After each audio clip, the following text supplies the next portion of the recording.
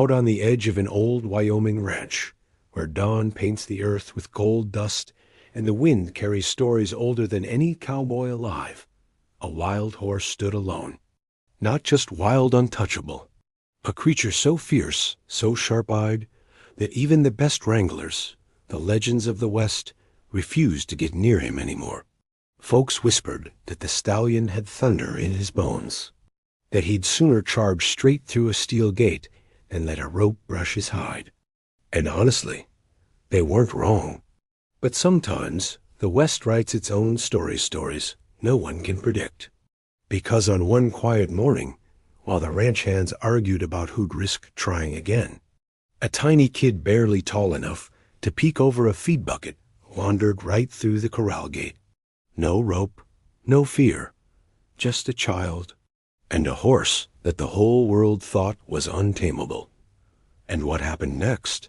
Well, that's where this story begins. Welcome to West Tales at Dawn. Before we ride deeper into this story, partner, tap that like button so the campfire crew keeps growing. If you love real Wild West tales, heartwarming ranch moments, and stories that feel like they're carved right out of frontier history, make sure to subscribe.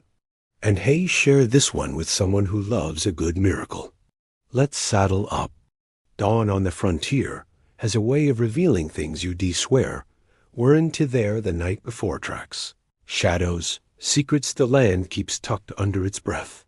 And on that particular morning, as the first streaks of amber broke across wide-open Wyoming sky, something about the ranch felt different.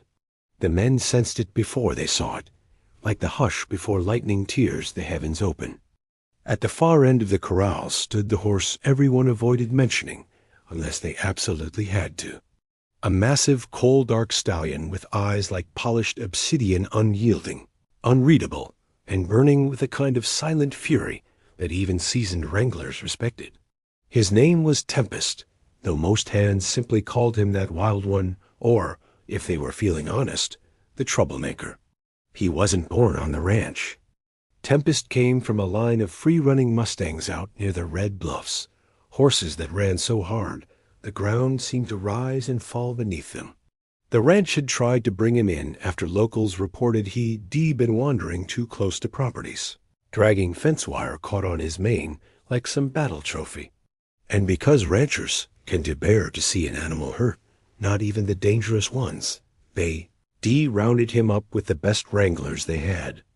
Only catching him was the easy part, the hard part, everything after. Tempest had broken 3 halters, 2 lead ropes, and 1 man's confidence. Not because he meant harm, no. Anyone watching closely could tell this wasn't a mean horse. This was a frightened one.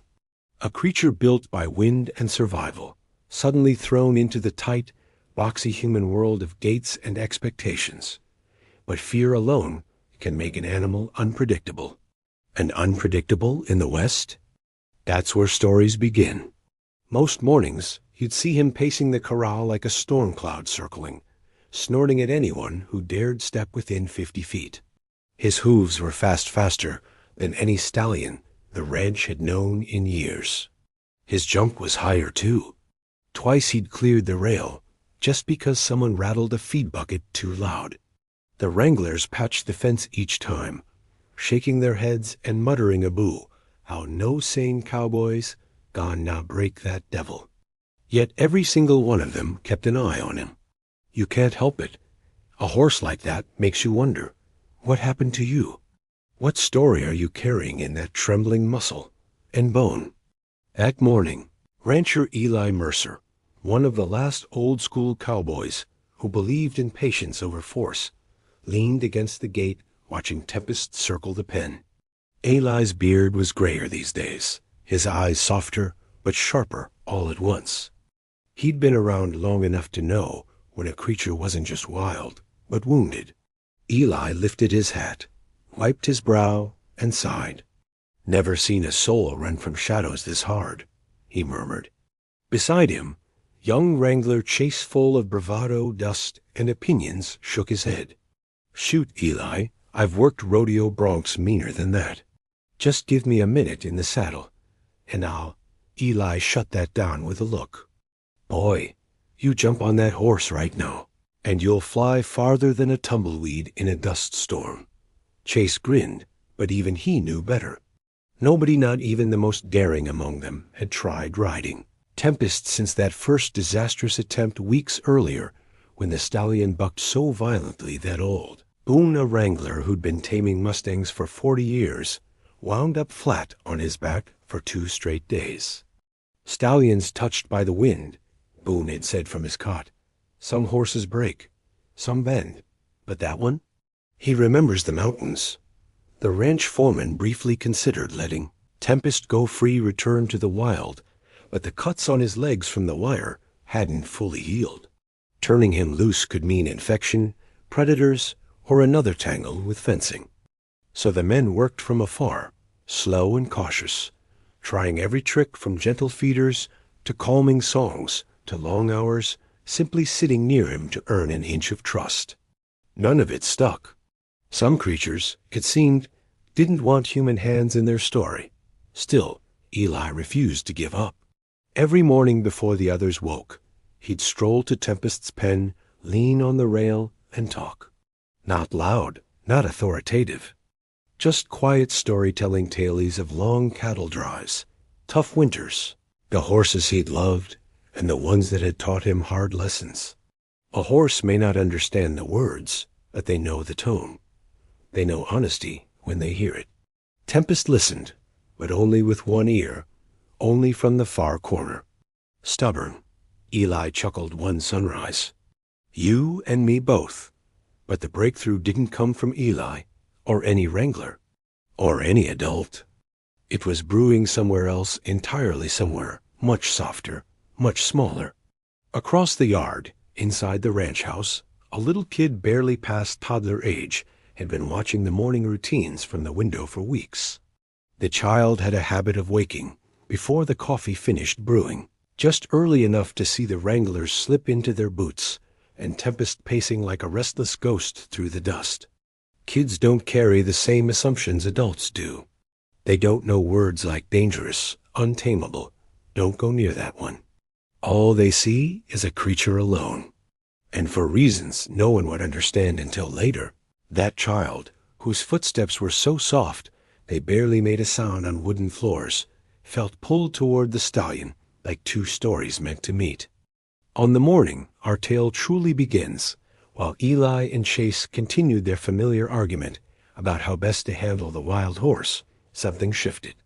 A gate latch clicked behind them, quiet, but unmistakable. Chase turned. What was that? Eli froze, listening. Another faint click, followed by a tiny creak of a smaller gate, the one they swore was always chained shut. Eli's heartbeat stuttered. No, he breathed.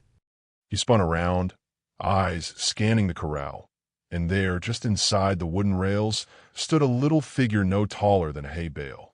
A child, barefoot, still wearing soft morning pajamas, and standing barely 20 feet away.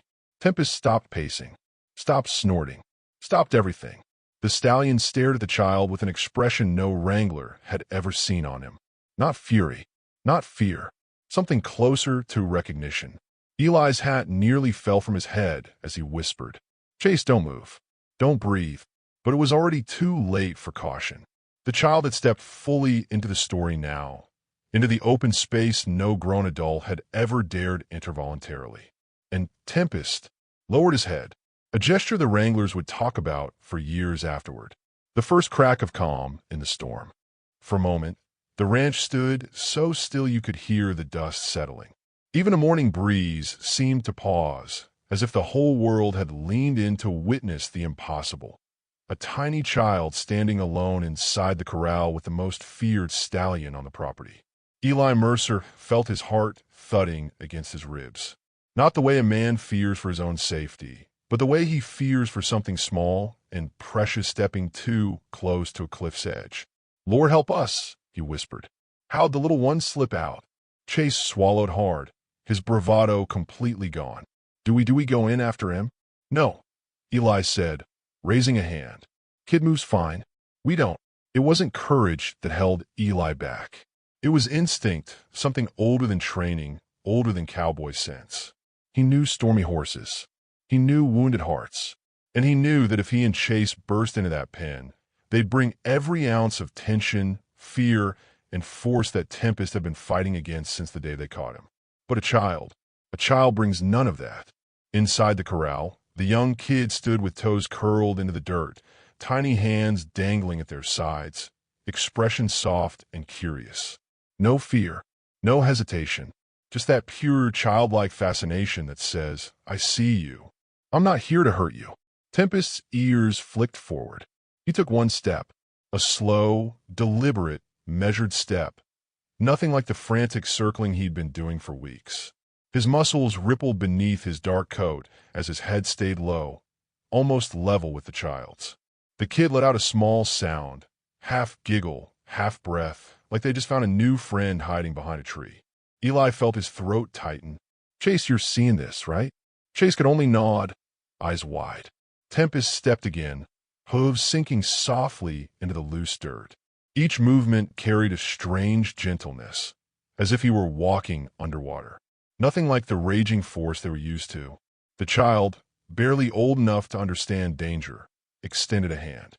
Not fast, not sudden, just a floating, innocent gesture, like offering a secret only horses understand. Tempest stopped in front of the tiny human, lowered his head another inch, and breathed. A deep, rumbling, warm breath that stirred the child's hair. Eli's jaw clenched. Horses share breath only with those they trust. This wasn't training. This wasn't luck. This was connection, raw, unexplainable, old as the West itself. Something inside Tempest shifted. The wildness didn't vanish, but it softened, like a storm cloud losing its thunder. The stallion leaned forward, touching his velvety nose gently against the child's small palm. The kid giggled, a sound so light, so unburdened, it could have carried on a bird's wing. And right then, right at that impossible moment, Tempest exhaled in a slow, rolling sigh that made Eli's eyes sting. Chase whispered, That's a release breath. Ain't it? It is, Eli said softly. He's letting go. What was he letting go of? Fear? Pain? Some old memory of wire cutting his legs, or a predator chasing him down the ridge. No one would ever know for sure. But something broke loose inside that stallion. Something heavy. And it didn't just fall away. It drifted off him like dust shaken from a long ride. The child reached forward again, placing a tiny hand on Tempest's cheek. No horse on that ranch had ever been touched like that by a stranger. Not calmly, not freely. But Tempest didn't flinch. He leaned into the touch. Eli felt his knees go weak. Chase, go slow. Don't open that gate, but go grab a blanket. Something soft. The horse might let us come close today. You think we should? Chase whispered. Eli shook his head. Not us. The kid's in charge now. Tempest nudged the child, as if guiding them. The kid followed along the fence as naturally as if they'd been raised in a pasture. Together they walked slowly, horse and toddler, Tempest glancing every so often to make sure the little one was still there. It was the strangest, most beautiful thing Eli had ever seen. Like the West had decided to write its own miracle right there in the dirt. Why that kid? Chase wondered aloud, overwhelmed. Eli took a long breath, the kind of breath that takes in wisdom instead of air. Horses know hearts before they know hands. Tempest sees something the rest of us forgot how to show. He paused. Maybe the kid doesn't want anything from him. A shiver ran down Chase's spine. Is that all it takes? Just being small and harmless? Eli shook his head slowly. No, Chase. It takes being honest. Inside the pen, the child had stopped walking. Tempest stopped too. The kid curled tiny fingers gently into the stallion's mane. Not grasping, not pulling, just feeling the coarse hair like it was a treasure. Tempest didn't lift his head, didn't tense, didn't snort or shy away. Instead, he lowered his knees just a little, almost like a horse preparing to bow. Eli blinked. Well, I'll be damned. He's inviting him closer. The child giggled again and pressed their forehead lightly against Tempest's. A gesture so tender, so trusting, It looked like a scene carved out of an old Western painting. The barn door behind Eli creaked open and Mora, the ranch cook and the child's mother, stepped out carrying a mixing bowl. She spotted the empty porch. Then she spotted the open gate. Then she spotted her child. "Sweet heaven, Eli," she gasped. He caught her arm before she could sprint toward the corral. "Mora, stop," he said gently. "Stop? My baby's in there with a horse who's finally breathing easy for the first time since he got here," Eli said quietly. "You run in there, you'll spook him, and then both of them get hurt." Mora looked ready to cry, torn between terror and trust. "You swear they're safe?" she whispered. Eli nodded. "Right now, safer than any of us." Tempest shifted again, stepping so carefully it was as if he feared stepping on a butterfly. The child laughed, stumbled, and grabbed his mane for balance. Any other horse might have jumped. Not Tempest. He steadied himself, steadied the child. Eli felt something in his chest loosen. "Chase," he murmured. "I reckon this horse just chose his person." Finally, after what felt like an eternity, Tempest lifted his head, not in fear but in acknowledgement. He nuzzled the child one last time, then turned his gaze toward Eli, Chase, and Mora. There was no wildness in his eyes now, no storm, just calm, as if saying, "I'll let you help me now." Eli exhaled. "Chase, go get the halter. The soft one. Today's the day the impossible became real. The day a horse the West had given up on let a tiny child show him trust again." There are moments on a ranch that settle into your memory the way dusk settles over the plains, slow, gentle, and unforgettable. And that entire morning, from the instant the child touched Tempest's muzzle to the quiet look the stallion gave Eli, felt like one of those rare, sacred moments. The kind you don't speak about too loudly, in case the magic breaks. Eli walked toward the corral as if approaching a sleeping lion. His boots barely disturbed the dust. Behind him, Chase held the soft halter, a worn, faded thing that had seen the gentlest horses on the ranch. A halter meant for trust, not battle. "You think he'll let us?" Chase whispered. "I don't know," Eli said honestly. But the kid opened a door we couldn't.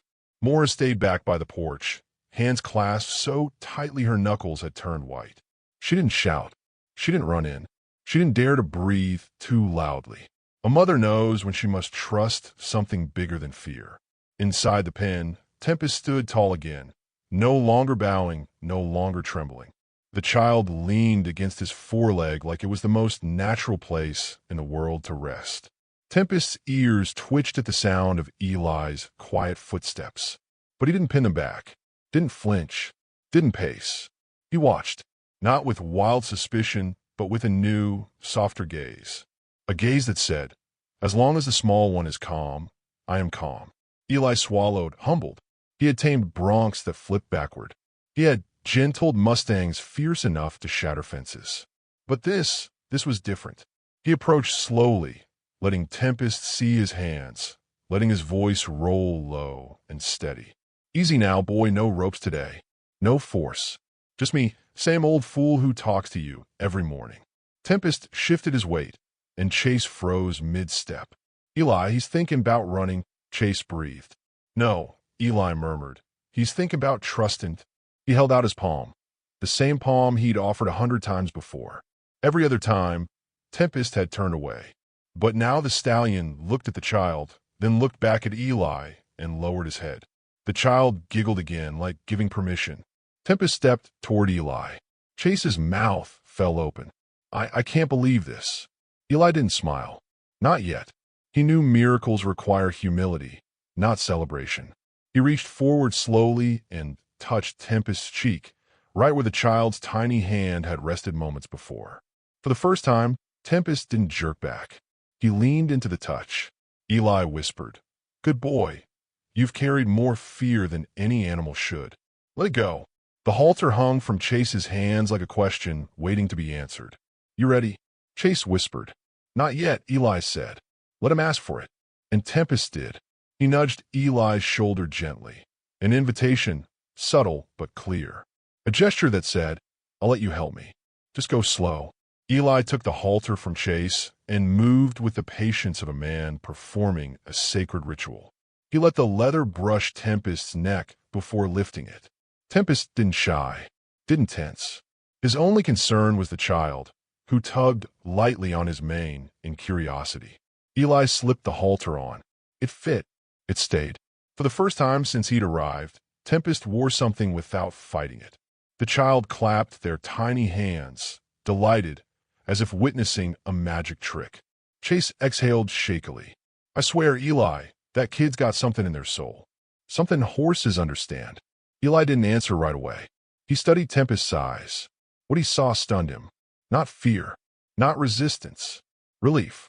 You ever think, Eli whispered, that some hearts are born speaking the language the rest of us forgot? Chase frowned. What language? Kindness, Eli said. Real kindness. The kind that isn't trying to get something. The kind that doesn't ask for control. The kind that doesn't make a scared creature feel smaller. Tempest lowered his head, nudging the child once more. The kid responded by pressing their cheek against his leg. A gesture so pure that even the Wranglers felt the sting of tears. It was as if the stallion had waited his whole life for someone who wouldn't demand anything from him. Suddenly, a noise echoed from behind the barn, metal clattering, loud enough to make any horse bolt. Chase cursed. Oh no, Tempest! But something extraordinary happened. Tempest didn't explode. He didn't rear, didn't kick, didn't run. Instead, he turned his head toward the sudden noise, ears perked, body alert, but he kept one foot firmly planted in front of the child, shielding them. Eli whispered, stunned. He's protecting him. Chase's voice cracked. Why would he do that? Because, Eli murmured, when a wild heart finally trusts someone, that trust runs deep. Tempest waited until the noise had passed. Only then did he relax enough to lower his head again. The child reached for his muzzle, and Tempest nudged back like a parent reassuring a frightened little one. Eli cleared his throat, overcome with a mix of awe and caution. Chase opened the outer gate. Slowly. We're going to walk him out. Chase blinked. Walk him out? Today. Eli nodded. If the kid stays close, he'll go anywhere. The outer gate creaked open. Tempest flicked an ear, uncertain but calm. Eli stepped toward him with the lead rope still slack in his hand. Easy now, we're just talking a walk. Tempest hesitated, looked at the child, took one step. The child waddled beside him like a tiny deputy escorting a giant. Mora covered her mouth, tears streaming, watching from the porch as her baby walked alongside a creature she once feared would break someone's ribs. But Tempest walked slow, steady, mindful. Every few steps, he looked down at the child as if checking, "You still with me, little one?" Out in the open, the ranch hands began to gather. Boone limped over from the barn, leaning heavily on his cane, eyes squinting. "Well, I'll be," he croaked. "That horse ain't walking. He's following." Eli nodded. "Following the kid." Boone shook his head in awe. "I've seen a lot in my time, but never a horse choose a Wrangler that ain't even big enough to tie their own boots." The group watched in stunned silence as Tempest and the child walked a slow circle outside the pen. Eli stayed close, but didn't lead. He didn't have to. Tempest wasn't following the rope. He was following the tiny human who'd shown him something no cowboy had managed to give. Acceptance without expectation. When they returned to the corral gate, Tempest stopped with a soft snort, nudging the child one last time before lifting his head proudly, almost defiantly, as if to say to the watching ranch hands, "This one, this human, is my calm." Eli swallowed hard. "Boys, we're witnessing the birth of something rare." Chase whispered, "What do we call it?"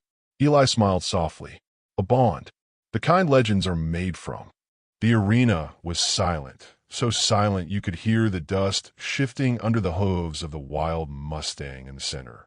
His name was Thunderbreak, a stallion so feared, so untamable, that even the most decorated Wranglers refused to enter his pen without backup. His coat shimmered like liquid bronze, but his eyes, sharp, black, burning with defiance, warned anyone who came close. I bow to no one. He had thrown over a dozen professionals. He had shattered fences. He had bitten, kicked, and charged every trainer who tried to break him. And today, the best wrangler in the region, Jonas Hale, known from Montana to Nevada, had come to prove no horse was beyond his skill. But even Jonas had barely lasted 20 seconds before he hit the ground and rolled away for safety, breathless, shocked, and humbled. He stood now outside the arena, leaning on the rail, his pride cracked like an old saddle. "I've never seen anything like him," Jonas muttered.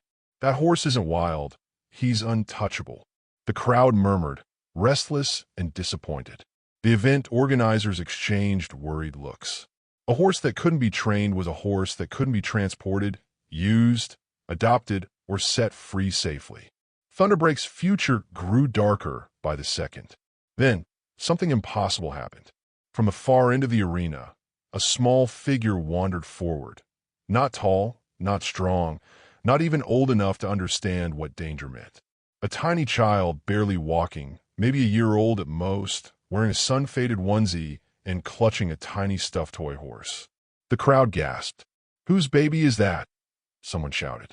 But the child didn't hear, or didn't care, or simply felt no fear. He toddled forward through the open gate an attendant had accidentally left unlatched, stepping right into the arena as though he belonged there. Thunderbreak's ears shot up. His head jerked. Every muscle tensed like a coiled whip. Jonas vaulted the fence immediately. "No, get him out of there. That stallion will kill him." But the baby only giggled, an innocent, bubbling sound that drifted through the tense air like sunlight breaking storm clouds. The Mustang didn't charge. He didn't rear. He didn't show his teeth. Instead, he froze. The tiny child, wobbling but determined, made his way right up to the 1,000-pound beast and reached out with one tiny hand. Thunderbreak lowered his head. The crowd went dead silent. The baby touched his muzzle. A feather-light, pure, fearless touch. Thunderbreak exhaled, a long, shuddering breath that sounded like a storm finally settling after years of raging. His eyes softened, the fire in them dimming into something gentle, almost fragile. No one moved. No one blinked.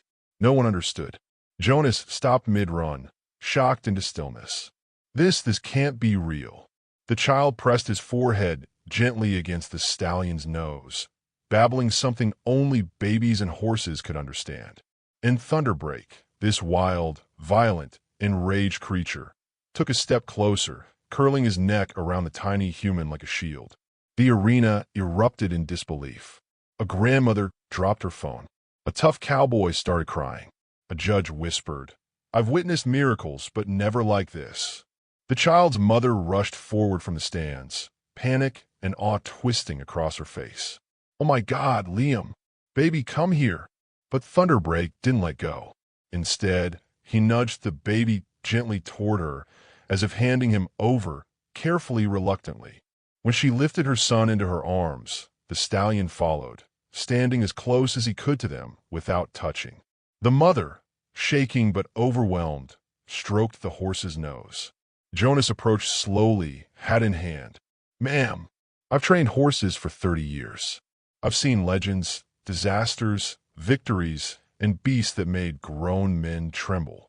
But I've never seen anything like what your boy just did." The mother swallowed, still stunned. "He's always loved animals. Even as a newborn, he calmed our neighbor's dogs. But this wasn't normal. It was like Thunderbreak recognized him." Jonas finished. The Mustang lowered himself to the ground, resting his massive body at the child's feet as if pledging loyalty. It was undeniable. The untouchable had been touched. The wild had been tamed. The impossible had just happened.